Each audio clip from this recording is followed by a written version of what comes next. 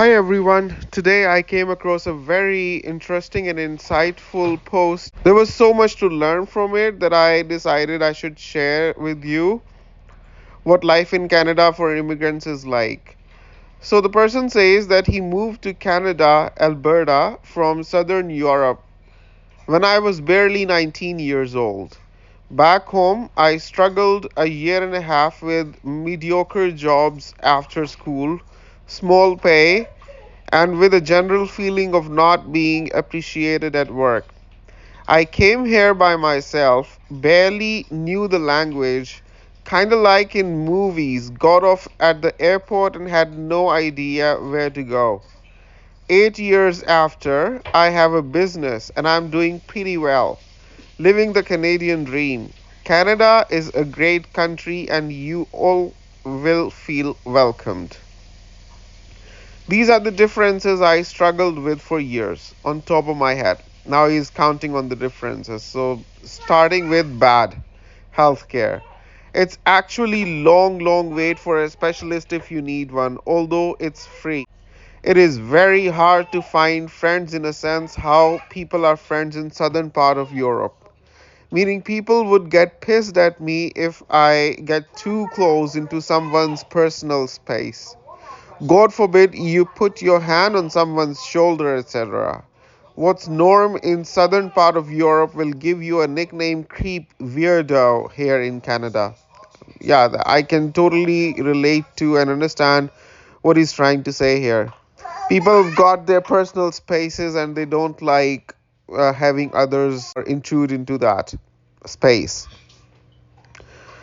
Please plan on driving if you move here. You won't be able to do simple things like grocery shopping and going to work if you don't drive.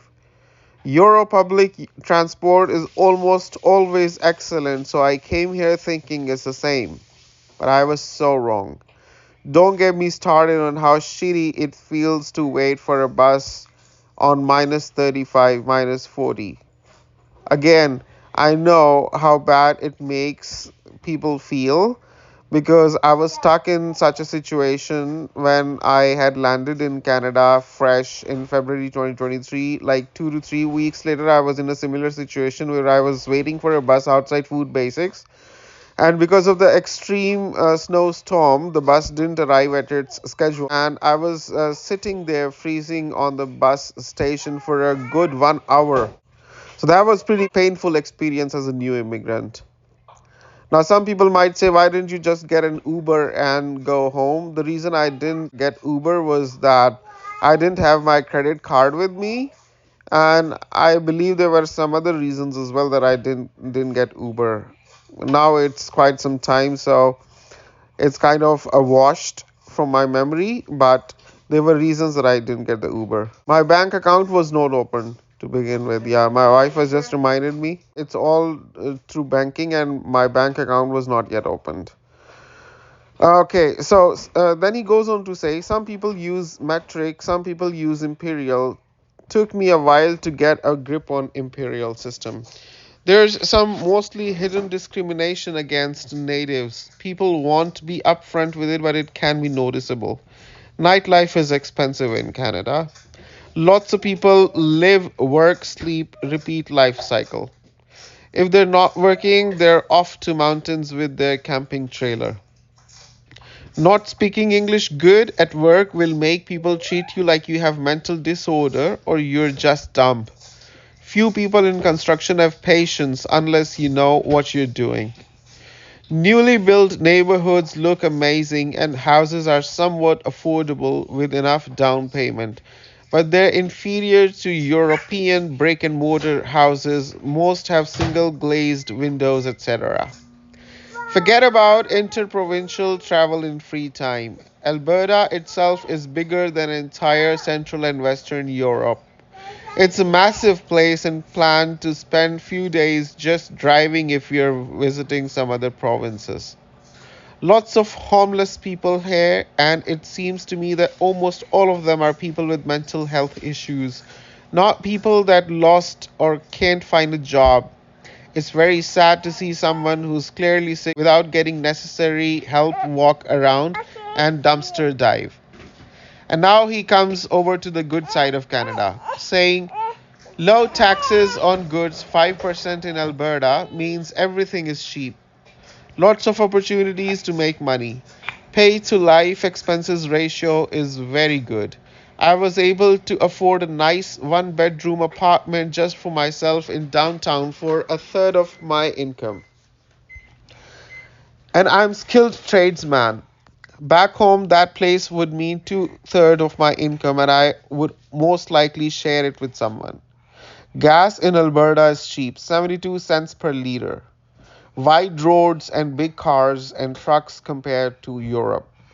Even the very conservative province like Alberta will welcome you with open arms and make you feel like one of them. Coming from Europe, where national identities are strong, and no matter where you move within Europe, you're not really gonna be one of them due to different last name, etc. Canada is much, much different in this respect. If you want a new chance in life, this is the place you want to make your home. I totally agree to this. Contrary to my perception that Canada is a predominantly white country or is dominated by one single race, I came here to find out Canada is pretty much a mix of races. And nowadays, since I come from Pakistan, I can get away with, without having to speak English in a lot of places as well. Like, as long as I know Hindi or Urdu or Punjabi, I can live a good life in Canada, minus the workplace, because you can't work without knowing and speaking English well. But other than that, in your personal sphere, and your day-to-day life and dealing with people, you'll find so many Desi people here that it's like a home away from home.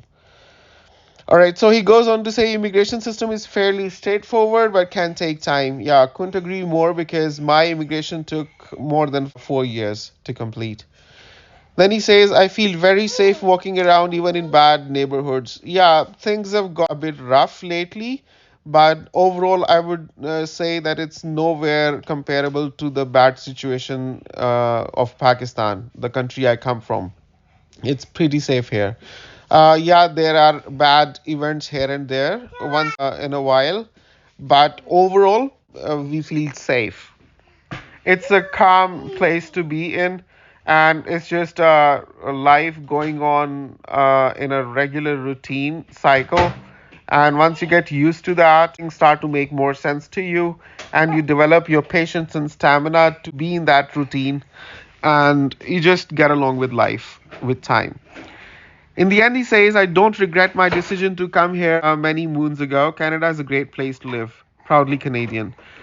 Well, drawing a comparison between his and my experience, I would also say that I do not regret my decision of coming to Canada. Let's ask Hina. Hina, do you regret coming to Canada? Okay, so you heard a now in the background. That was my wife. And even though she's been the loneliest in Canada, even she does not regret coming here. Yes, Canada has its negative points and it does take a toll on you once in a while. And even more so for housewives or people who are by themselves all the time. But still, coming here is a decision we'd never regret, and probably it's a decision we'll cherish for life.